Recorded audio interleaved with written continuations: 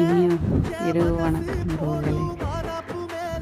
எல்லாருக்கும் ஞாயிற்றுக்கிழமை எப்படி போச்சு?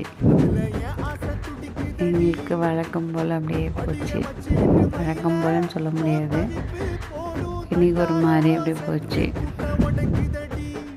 கொஞ்சம் அப்படியே அமைதியாக, ரொம்ப அப்படியே சோம்பேறித்தனமாக அப்படி தான் போச்சு.